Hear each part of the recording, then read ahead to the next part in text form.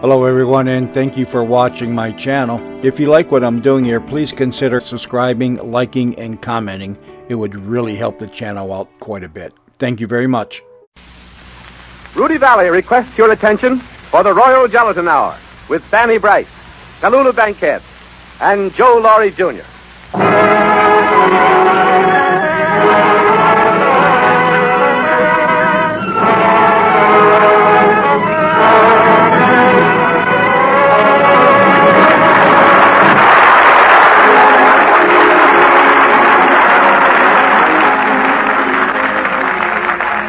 Hi-ho, everybody. This is Rudy Valley and Company.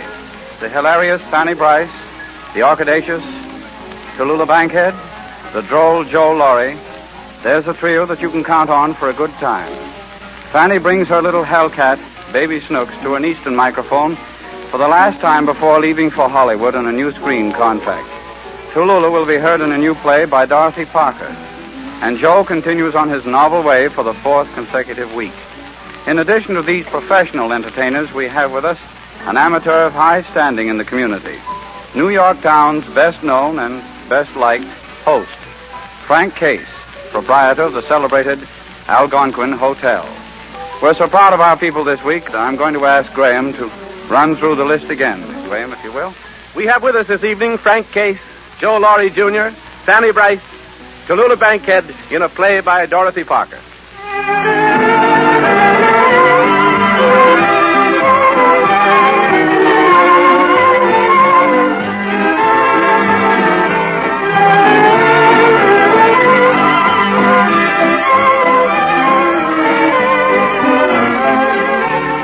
Up on the Astor roof, these springtime nights, birthday parties and bridal parties bring requests for birthday tunes and nuptial anthems. And for birthdays, here's what we play each evening. If it's your birthday today, this is for you. It's somebody's birthday.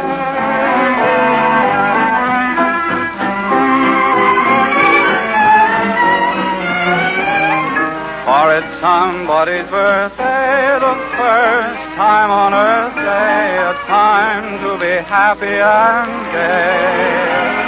This delightful occasion is in celebration of years as they pass away.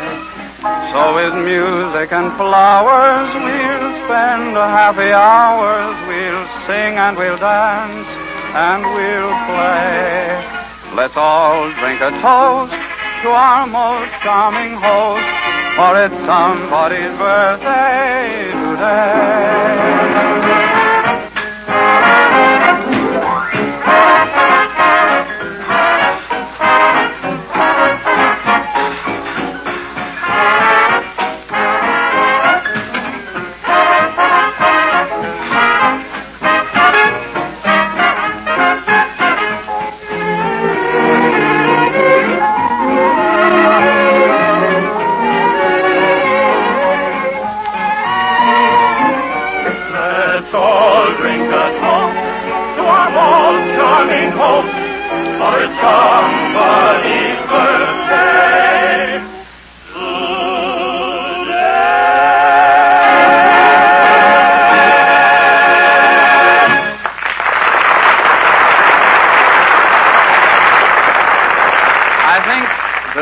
So many people like Joe Laurie Jr. is this. He sounds like such a nice little guy, if you'll pardon the vernacular. And the reason he sounds that way, strangely enough, is because he is such a nice little guy. Moreover, his stuff is different, refreshingly so. Quite away from the ordinary run-of-the-mine radio material. For example, the tall tale he has for us tonight. Enter Joseph Jr. wearing his customary cigar.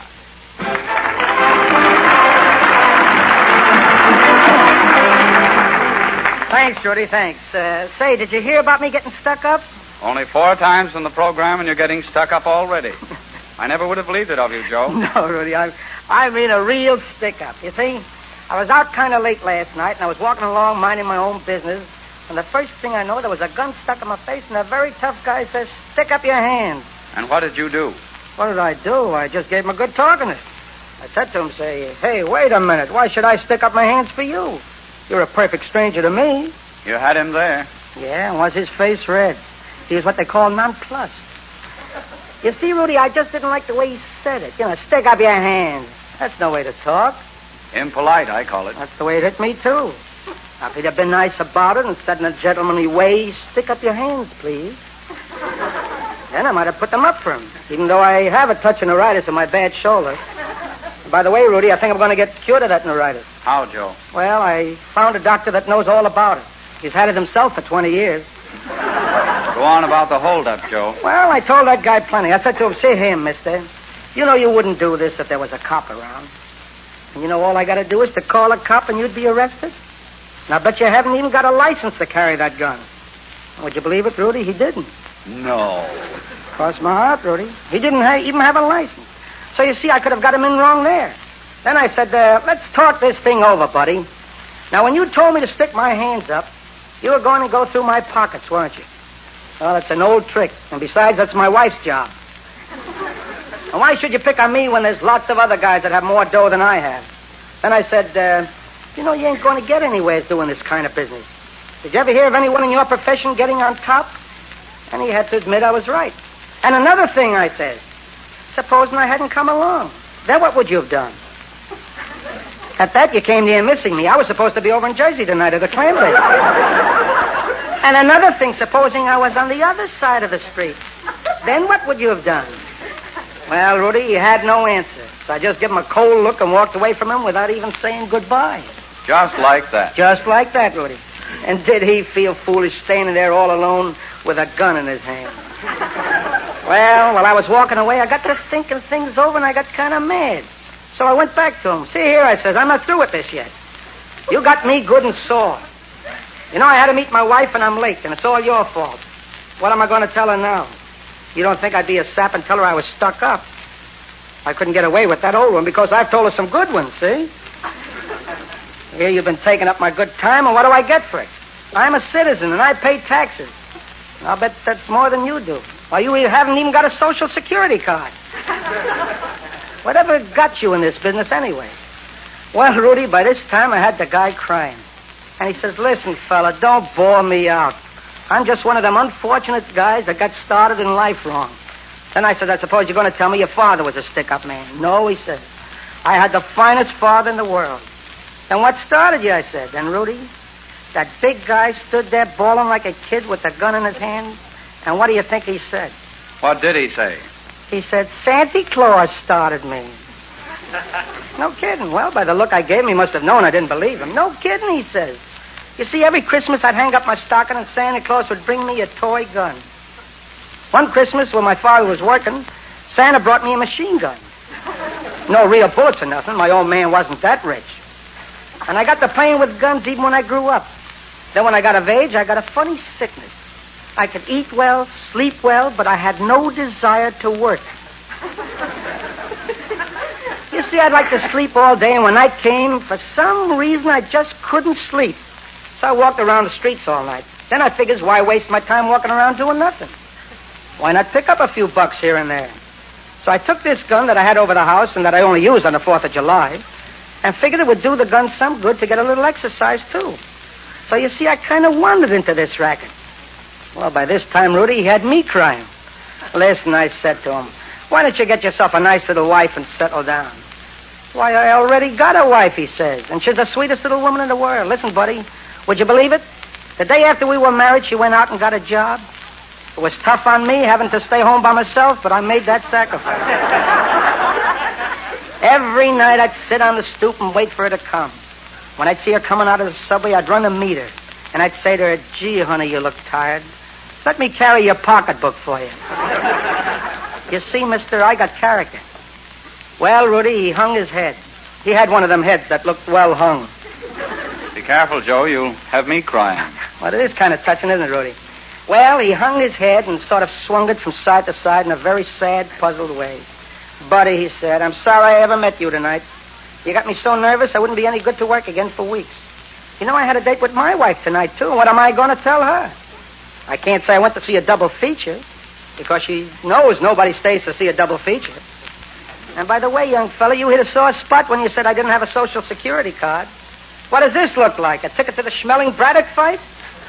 Well, Rudy, he showed me his Social Security card. And he had a low number, too. You know, it made me feel sort of foolish.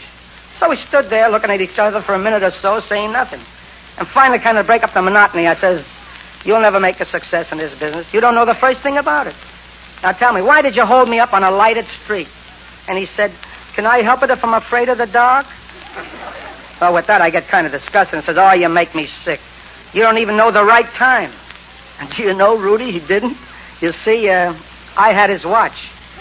So long, Rudy. I'll be seeing you.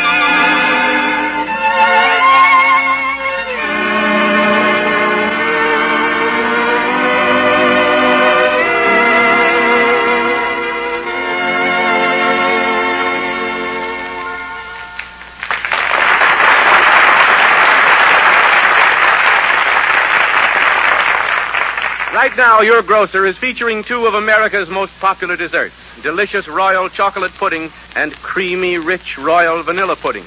These warm days when cooling and refreshing desserts are so welcome to everyone, you'll want to have royal vanilla pudding often. For besides being a delicious cold pudding, royal vanilla pudding makes marvelous homemade vanilla ice cream at very small cost. As you know, royal vanilla pudding itself tastes very much like rich vanilla ice cream. You can easily make your cooked royal vanilla pudding into real ice cream by just freezing it with a little cream and sugar in your automatic refrigerator, or a pail of salt and ice. You'll find simple, easy directions on every package. And whether it's frozen into ice cream or just served as pudding, royal vanilla pudding is an ideal dessert for children, for it's made with wholesome arrowroot. And now, for a limited time only, royal vanilla pudding and royal chocolate pudding are being featured at your grocer's. Take advantage of this special occasion and get a good supply of these delicious puddings. The convenient, economical way to buy them is to get 3 packages at a time. Buy 3 packages of genuine royal pudding from your grocer tomorrow.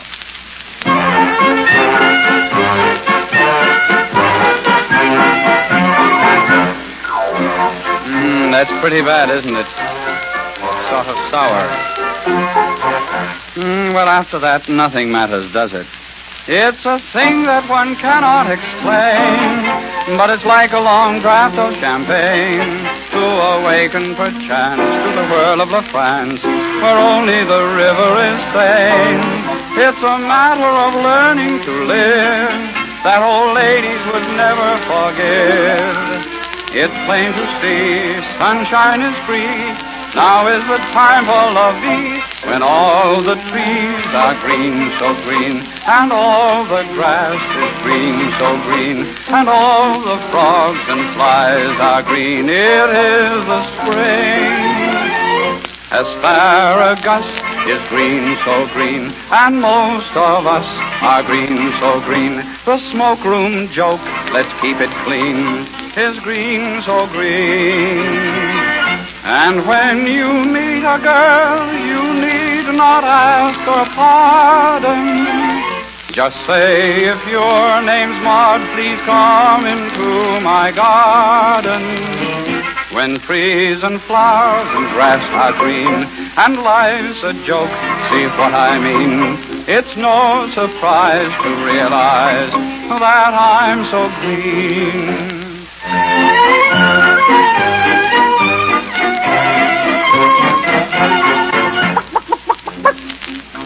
Hello, where are you going to, my pretty maid?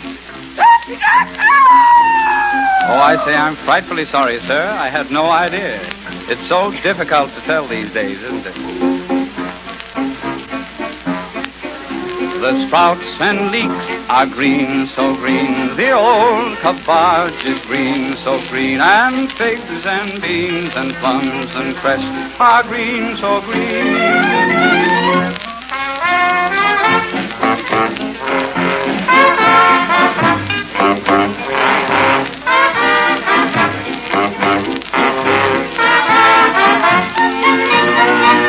They say this thing called love is something we all die for, and cry and lie and don't ask why, but this we die for. The traffic stops when it is green, says there's no cop, my dear old bean.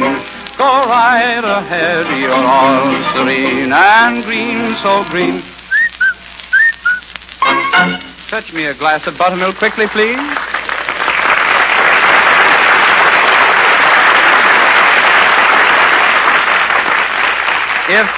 If we were betting any money on who was going to play Scarlett O'Hara in Gone with the Wind, our wager would go down on Tallulah Bankhead. That's not a tip, it's just a strong hunch, based on the fact that movie producers occasionally show good sense nowadays. To provide Tallulah with a play tonight, we have dramatized a short story by Dorothy Parker called Advice to the Little Peyton Girl. The adapter, Hilda Lawrence. With Miss Bankhead, you will hear Miss Florida Freebus, who plays the aforesaid Little Peyton Girl. This is Tallulah Bankhead in a Dorothy Parker play.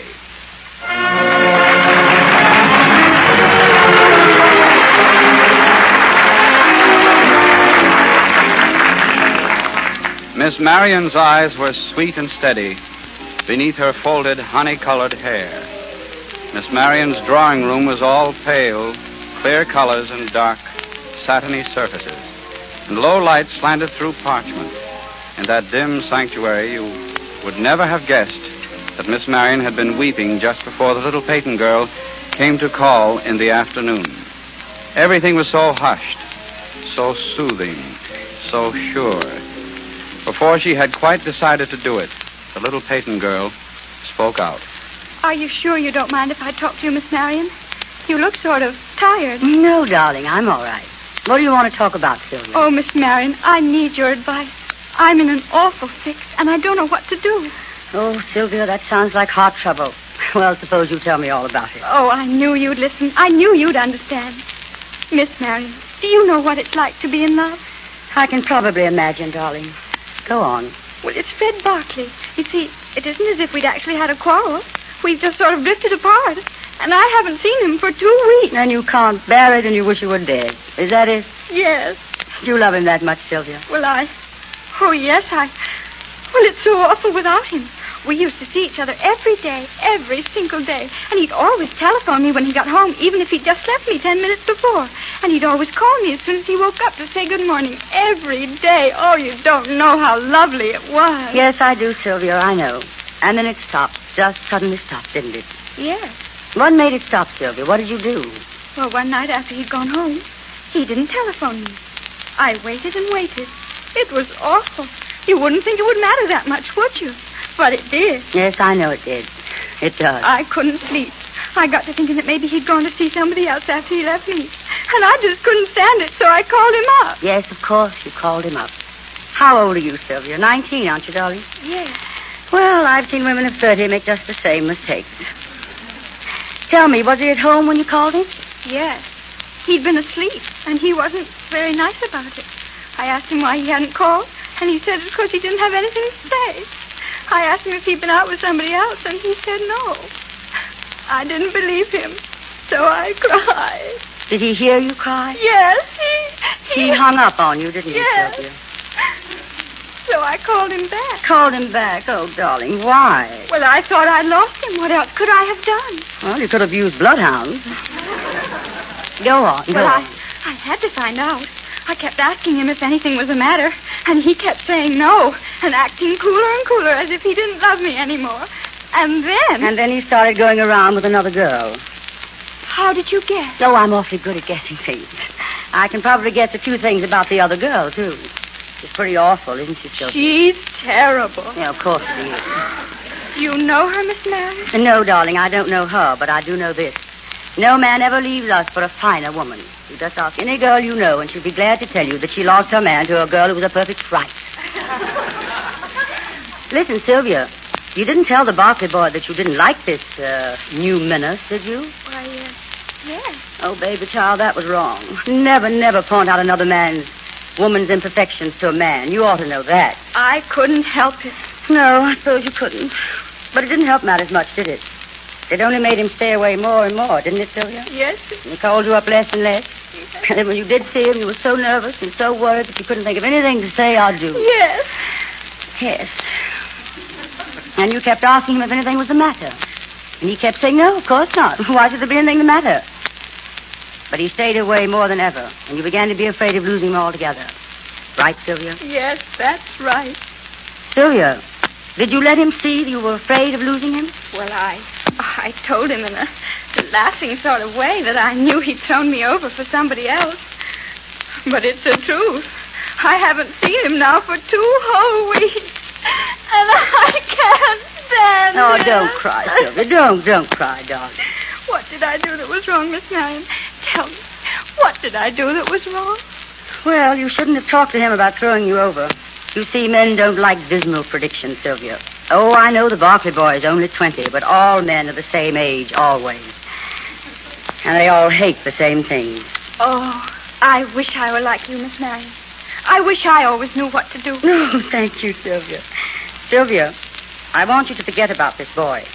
You can, you know, if you try. But I don't want to. Oh, couldn't I just call him up just once more and try to talk things over? No. Men don't like to talk things over. They hate straightening things out.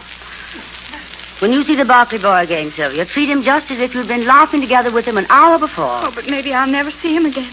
I've called, and his mother always says he's out. That woman hates me. Of course she doesn't hate you, darling. You just think she does. In times like this, it's very easy to think the world is hostile. That's part of the disease. Oh, Miss Marion, do you think he'll ever come back to me? Why, of course he will, Sylvia, but you've got to leave him alone. Well, I'll do anything you say. Then no more telephone calls. Oh, No matter what happens, no matter how much you long to hear his voice, keep away from the telephone. If he calls you, darling, that's fine, but you must never call him again. If you do, he'll think you're pursuing him. He won't like that, you know. Never let a man know how important he is to you. You've done that already, and it was a mistake, but you needn't make the same mistake twice. Well, I should think men would like to know how much a girl loves them. They should, but they don't. They like to be kept guessing. And, Sylvia, above all things, don't ever let him know he's made you unhappy. Well, I'll try. But I'm afraid. You must conquer your fears, dear child. A woman in fear for her love can never do right. Realize that there are times he will want to be away from you. Never ask him why or where. No man will bear that. Don't predict unhappiness nor foresee a parting. He'll not slip away if you don't let him see that you're holding him. Sylvia, love is like quicksilver in the hand. Leave the fingers open and it stays in the palm. Clutch it and it darts away. Be above all things always calm. Never in this world make him feel guilty, no matter what he's done. If he doesn't call you when he said he would, or if he's late for an appointment with you, don't refer to it. Make him feel that all is well always. He's sweet and gay, but Sylvia, always calm. And trust him, Sylvia. He's not deliberately hurting you, my sweet. He never will unless you suggest it. Trust yourself, too. Don't let yourself become insecure. I know it sounds unkind, darling, to remind you that there are always others, when I know that he's the only one you want. But it's a very heartening thought, Sylvia. And he's not to know that he's the sun, and there's no life without him. He must never know that again. It's a long way, Sylvia, and it's a hard one. And you must watch every step you take along it. But it's the only way with a man. Well, it isn't easy, is it? But if it'll work, It always has, dear. Miss Marion, I think you're the most wonderful woman I ever knew. Oh. You've made it all so clear. Do you know what? What, Sylvia? From now on, I'm going to try to be like you. Oh, like me. Yes, you're so wise and so sweet. Why, you'd never get yourself in a mess like this. You always know the right thing to do. Well, I've had several years more on which to practice than you, darling. Now, run along, Sylvia, and for heaven's sakes, keep away from the telephone. Now, that's rule one. I will. Oh, I will. Mattie? Mattie? Yes, miss. Take Miss Sylvia to the door, will you? Then come back here. Yes, this way, miss. Oh, don't bother, Maddie. I can find my way all right. Goodbye, Miss Marion. Goodbye. Thanks a million times. You're wonderful. Good luck, darling. Goodbye. Goodbye. Silly kids, Mattie. When will they ever learn? I wonder if they know how funny they are. Of course they don't. And in spite of everything I've said, she'll go right out of here and throw herself at his head. Yes, I gave her some very good advice, Mattie, but I'm afraid she won't take it. She probably thinks I'm a fool and don't know what I'm talking about. Well, she'll learn. Yes, girls is funny that way. What time do you want your dinner, miss? Dinner? Well, I don't think that... Well, I don't know, Mattie. I may be dining out tonight. Mattie, any messages come while I was out this morning? No, nobody called at all. You sure? Yes, I didn't leave the house a minute. Nobody called at all. Well, that's funny. Maybe the phone's out of order, Mattie. Yes, Maybe he called and you didn't hear him, Mattie. Well, I'll just try him once more. I'll pretend I've been out all day and say I thought I might have missed him, see? If I make my voice sound so casual, you think, Mattie? Hello? Mr. Lawrence, please. Oh, he isn't. Is this his secretary speaking? Yes, but I called yesterday and left a message. It was very urgent. Did you tell him? You did. I see. Well, if he comes in again, just tell him tell him that I called, will you please? Thank you so much. She's lying, Mattie. She didn't tell him. That woman hates me. I can tell it by her voice. Of course she's lying. He wouldn't do a thing like this to me, Mattie. Maybe he's at the club, Mattie. I'll try the club. Maybe he got tired of the club and couldn't come. Hello? Tennis club? Is Mr. Lawrence there, please? Oh, I see. When did you last see him? When was he last there? Oh, no, thank you. There's no message. Unless you tell him when he comes back that... Well, no, never mind. That's all right. I'll call again. Thank you. He was there all the time and didn't want to talk to me, Mattie. I know it. He was standing right by the phone and laughing. I could hear somebody laughing. Oh, I'm going crazy. He wouldn't do that to me, Mattie, not to me. He said he wasn't angry, you know. He said everything was all right. He's sick. That's it, Mattie, he's sick. And that fool secretary won't tell me. I'll kill that woman. I'll get the office again and I'll make her tell the truth. He said there wasn't anything the matter. He said he'd call me when he could. Hello? Oh, this is Miss Marion again. I'm awfully sorry to trouble you, but, well, I thought that maybe well, I hate to be so persistent, but are you sure you gave my messages to, Oh, I see. He's gone abroad. Oh, thank you. Goodbye.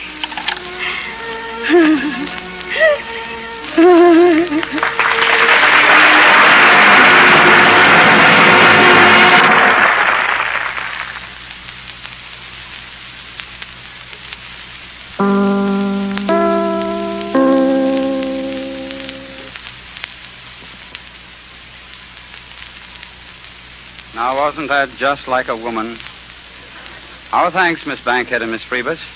The Royal Gelatin Hour claims your ears for some more minutes of this hour and bids for your further attention with Fanny Bryce and Frank Case of the Algonquin. Act 2 opens with our June Brides medley, arranged at the request of some hundreds of June brides, bridegrooms, best men, bridesmaids, ushers, papas, mamas, and disappointed suitors, all assembled for party purposes at the Astor Roof. Gentlemen, to the bride.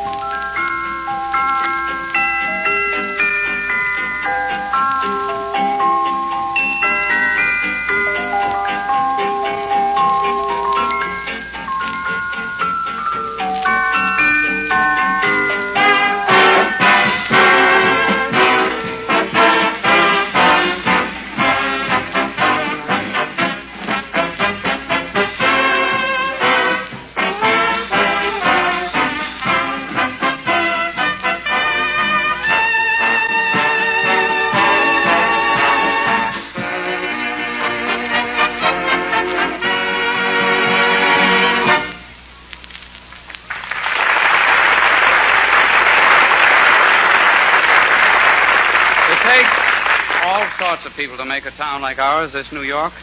One of the very best sort is our guest of honor this evening, Mr. Frank Case, proprietor of the Algonquin Hotel here in Manhattan.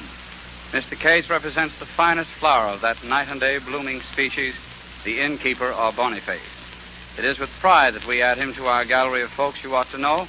His hostelry, which he loves as if it were his only child, has long been a meeting place for important personalities of the stage, the pictures, and the book publishing world.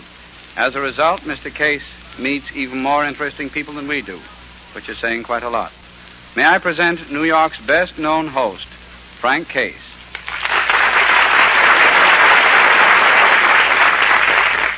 Rudy, that introduction was a honey.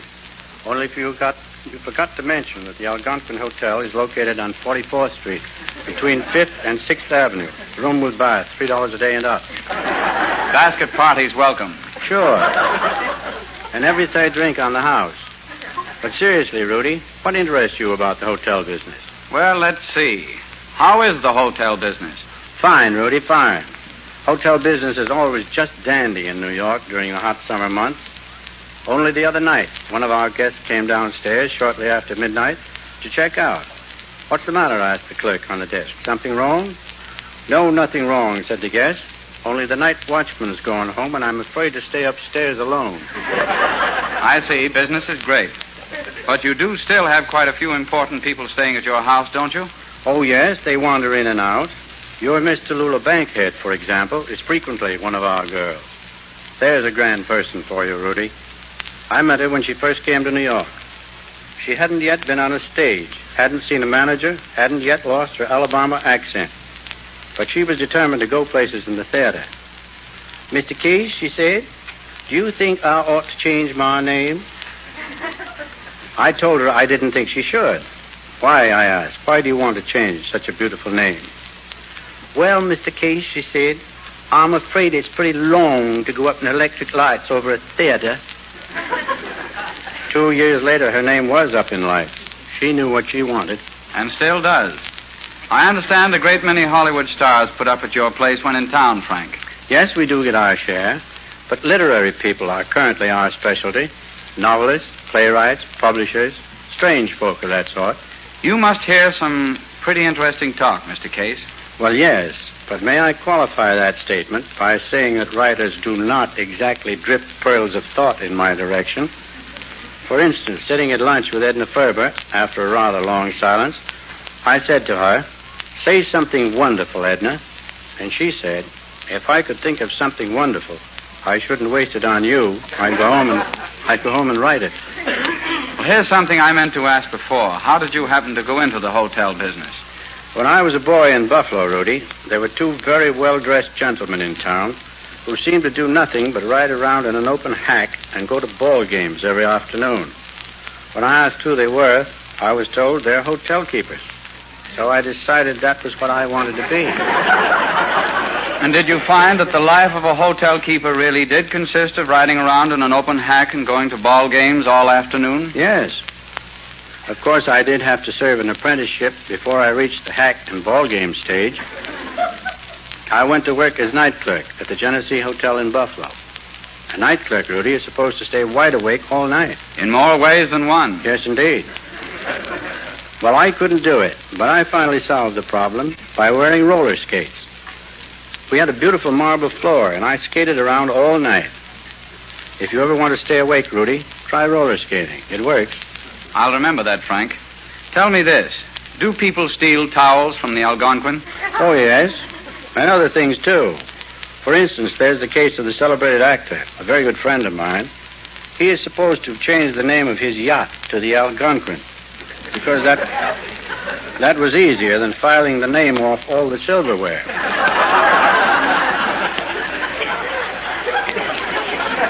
Do you steal hotel towels, Rudy?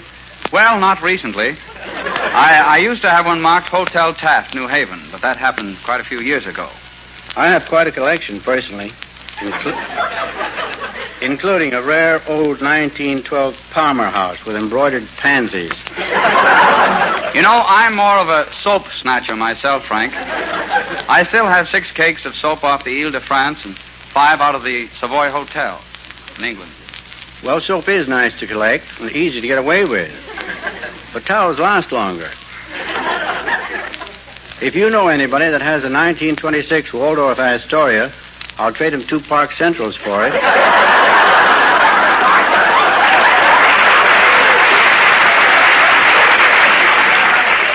I'll inquire among my friends at the Friars Club. Say, how about skipping, Frank? Do many people leave your hotel without paying up, and what's the best way to do it? For you to do it? For you to do it, you mean? Well, no, not exactly. I was thinking more of the boys in the band. What's the matter? Don't you pay them? Yes, but they're naturally restless, always looking for bargains, real boys at heart. I see. Well, I wouldn't know, Rudy. We don't have much trouble with skippers. If a man can't pay his bill, he usually tells me. He pays me later. Of course, there are a few heels who get away with things. But eventually, as time goes by, they all get caught.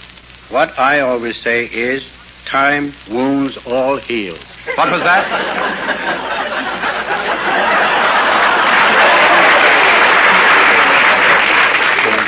What was that? Time wounds all heels. It's fun. Oh. Seriously, Frank, what in your opinion constitutes a good hotel? A good hotel, Rudy, is simply a place where one can get a good night's rest and good food. It's small, in my opinion, eminently quiet, friendly, respectable, with complete service at reasonable cost. Of course, Rudy, a hotel like that might not appeal to the boys in the band. They might prefer something a little more, Fortissimo? Yes, a little more fortissimo. Like the hotel I heard about once that had only 2 rules. 2 rules? What were the rules? No opium smoking in the elevators. And guests will kindly bury their own dead.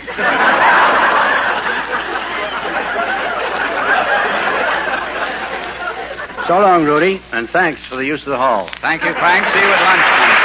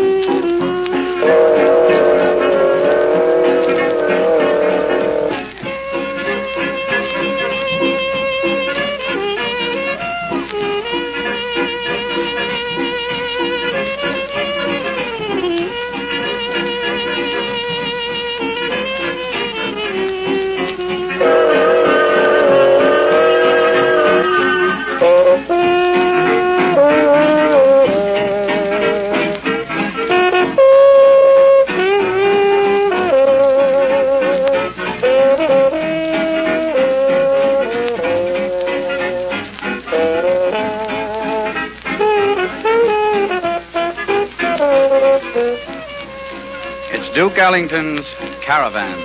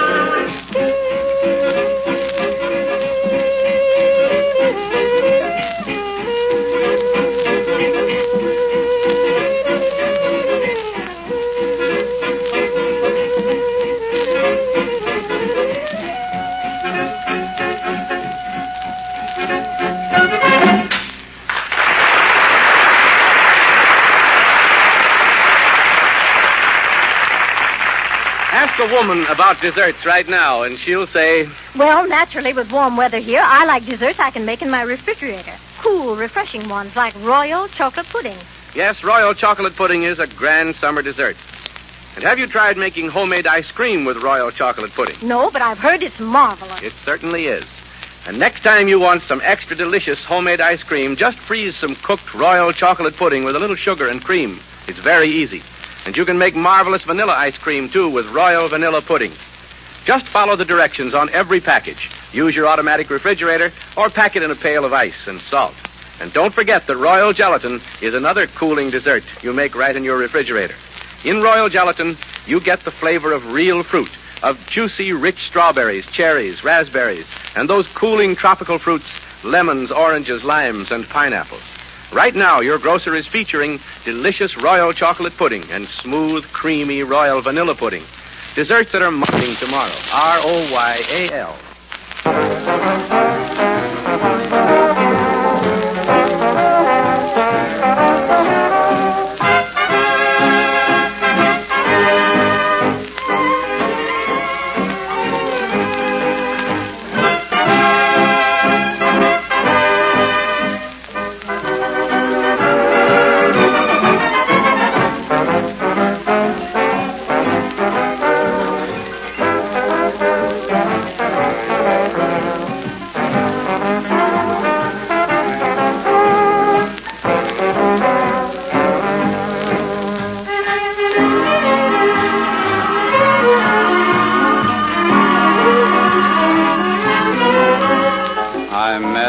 Paris at Café du Dôme. He looked so grand and I was so far from home. I soon changed my accent from no to merci. She taught me the meaning of oui, oui, chérie. So we danced the night away from the Montmartre to the quay. How we sang the Marseillaise. She was Mademoiselle from Armentier, and I was the Duke of the Rue de la Paix. I met her in Paris at the Café du Dôme. She was such fun, and I was so far from home.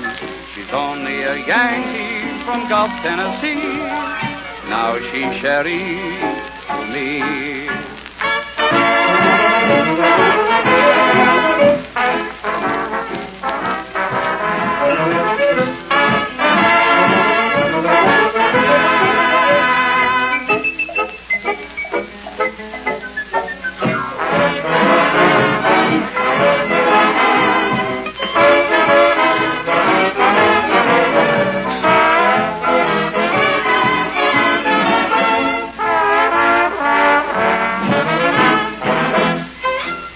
Some months ago, the movies became sensible and signed up Sophie Tucker. And now they've persuaded Fanny Brice to exchange Broadway for the swimming pool and the eucalyptus country. The producers, MGM, have our congratulations. Fanny celebrates her imminent departure for the cinema coast with a final eastern fling with baby Snooks, that terrible tot that she popularized on the air. She is assisted tonight by the veteran Teddy Bergman. Enter Fanny Brice as Baby Snooks.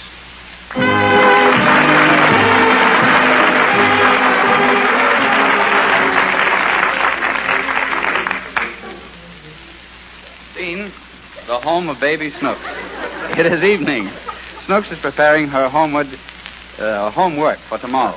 Her father is politely inquisitive. Now, Snooks, tell me, what do you have to do for homework today? A composition. Composition? You have to write a composition on what? On how I spent the day at home. Well, let me see what you wrote. Here, Daddy. This is a composition on how you spent the day?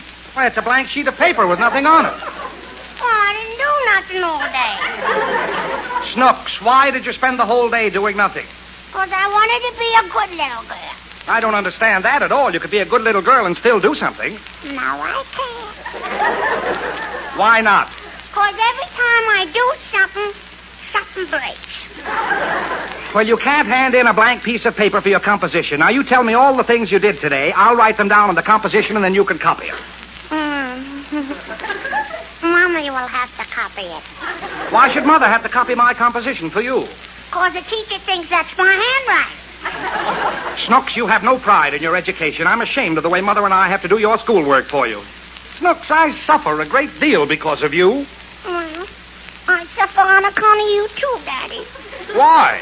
Because all the examples you do for me is wrong. Let's not go into that, Snooks. Now, we'll start the composition. You dictate, and I'll write. All right. Now, how did you spend the day at home?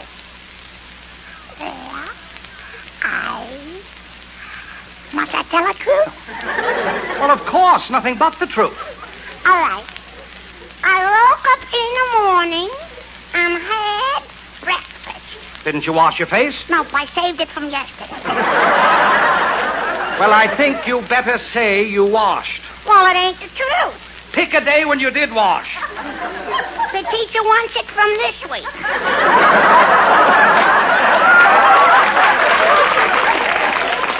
I'll take that up with you later, Snooks. Now go on with your composition. What did you do after breakfast? I waited, and I waited, and I waited. You waited for what? For lunch. What did you do after lunch? I waited some more. What for, your dinner? No, for my 4 o'clock milk. You can't write a composition just about eating all day. Who can? You! You should tell something about what happened. All right. Daddy and Mommy was fighting all day. Now, just a minute. You can't write a thing like that. Why? Because you'll give the wrong impression. You'll make people think your parents fight all the time, and you know that Daddy loves Mommy. Not today, he didn't. That was a very special case about a new dress your mother bought. Let's continue with the composition, and remember, you can't say Daddy was fighting with Mommy. All right. Mommy was fighting with Daddy all day. I won't allow it. You mustn't write a thing like that. All right. Then you write the composition. All right. After breakfast, I rode on a nice new horsey Daddy bought me. What horsey? Now, Snooks, it's just a make-believe horsey for the composition. Now, after you rode on the horsey, what happened? Daddy was fighting with Mommy all day. What? Yeah, throwing dishes. Now, you know that's not true. What dishes? Just make-believe dishes for the composition. Snooks, I don't want you to mention Daddy or Mommy again in connection with your composition. Do you understand? Mm-hmm. Now, what happened after breakfast? A lady and a man was fighting all day. I don't want to hear any more about that fight. Just tell me what happened to you. Huh? Weren't you sent on some errand? Didn't you do something? Oh, yeah. Mommy sent me to the grocery store. Mommy sent you? Yeah, and I went it. Sent it and went it. What kind of talk is that? When you're writing a composition, you can't talk like that. You must use your very best English. All right. Now, dictate it exactly as you want me to write it in the composition in your very best English. All right. After breakfast, I went to the grocery store. No, you can't say that. Don't you know anything about tense? Is the present tense, was is the past tense. Oh, I went to the grocery store. No, the correct thing to say is I went to the grocery store. You didn't, I went. I know you went, but the right thing to say is I went, understand? Did we both went? No, I didn't go, you went. Now say it. You went. Not you went, I went. That's what I said, you went. When I say I went, I don't mean I went, I mean you went. Do you feel all right, Daddy? I feel as well as I can under the circumstances. Now, let's go on with the composition. All right. Now, what happened after you returned from the grocery store? Well, Daddy and Mama... Snooks! I told you not to mention that again. I can't write the composition. Now, this is too much. Snooks, you're a very naughty girl, and you're backward in your schoolwork. There's only one way I can see any hope for you. You'll have to pray to the angels every night to make you a good girl. I pray to the angels, Daddy. Well, I'm glad to hear that. Did you pray last night? Mm-hmm. But it's no use. What do you mean it's no use? The angels didn't listen to me. You prayed to the angels last night and they didn't listen to you? Mm-hmm. How do you know they didn't listen to you? Because today the school was still open.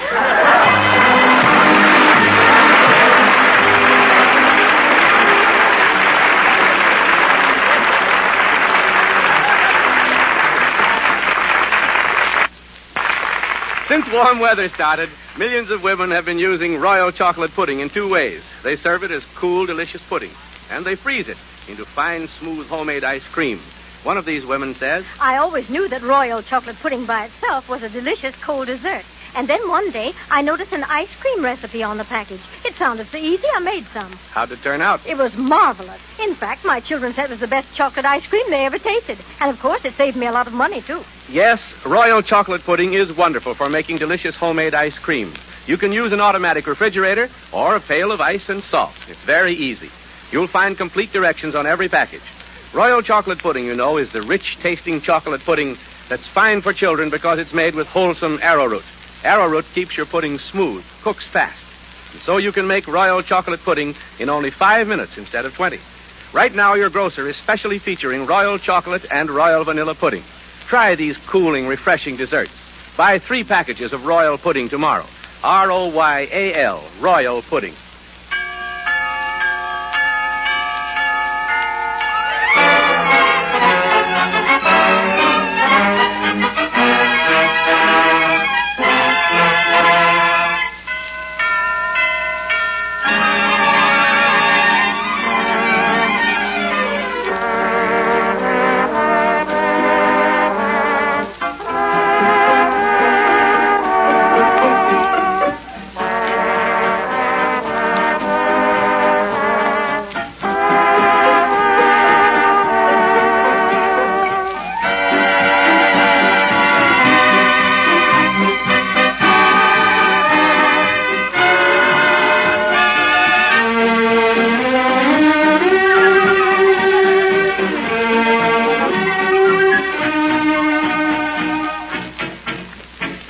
Goodbye, girls, I'm through.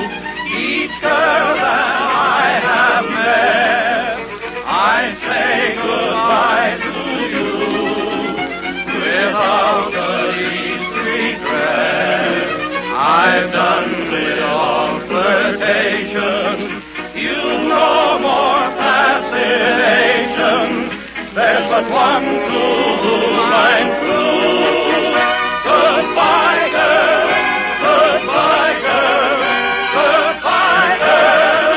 I'm through.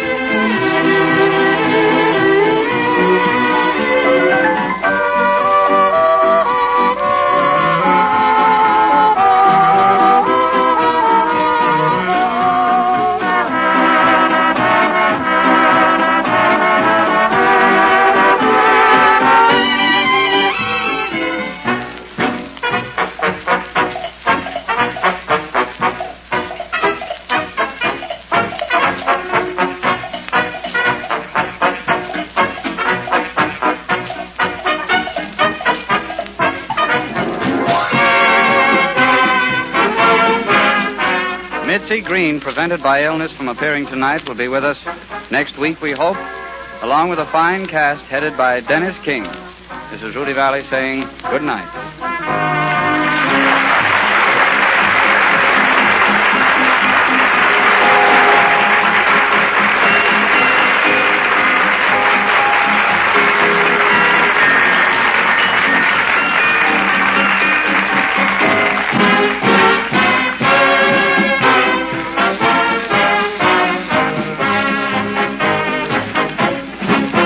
This is the Red Network of the National Broadcasting Company.